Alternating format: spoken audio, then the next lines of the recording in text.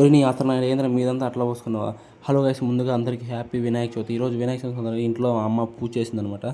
అదే వినాయకుడు పూజ చేసింది. తర్వాత పూజ చేసిన తర్వాత మా ఊళ్ళో అలానే మా కాలనీలో కూడా విగ్రహం పెట్టారు. ఆ విగ్రహానికి పూజకి ఏమేమి కావాలనేసి ఆ అమ్మ అన్ని నీట్గా సర్ది పెట్టేసింది. ఇంకా పూజ దగ్గరికి వెళ్తున్నాం అనమాట. పూజకి అదే విగ్రహం దగ్గరికి కాలనీలో.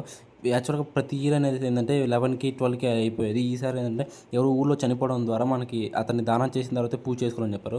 ఇంకా దాని తర్వాత ఇంకా దానం చేసిన తర్వాత మాకు 4:30 అయిపోయింది. సో ఇంకా 4:30కి పూజ స్టార్ట్ చేసాము. చూడండి మా విగ్రహం ఎలా ఉందో కామెంట్ చేయండి. దాని తర్వాత ఇంకా కాసేపు తర్వాత లాస్ట్కి ఇంకా ఫైనల్గా హారతి ఇచ్చేసి కథ చెప్పేస్తున్నారు అనమాట. ఇంకా హారతి తీసుకునేసి ఇంకా పంచామృతం పంచుతున్నారు. కానీ ఇంటికి పోయి పరిస్థితి గ్లాస్ తెచ్చుకునేసి గ్లాస్ నిండా పోపించుకునేసి ఫుల్గా తాగేసాను. టేస్ట్ మాత్రం చాలా బాగుంది. మీరు కూడా ఈ వినాయక చవితికి పంచామృతం తాగింటే కామెంట్ చేయండి. అలాగే నేను ఇంకా పంచామృతం సర్వీస్ పోలేదు. సో దాని తర్వాత ఇంకా మనకి అది పులిహోర పెట్టారనమాట. పులిహోర కూడా చాలా బాగుంది. ఇంకా దాని తర్వాత లడ్డు పెట్టారు.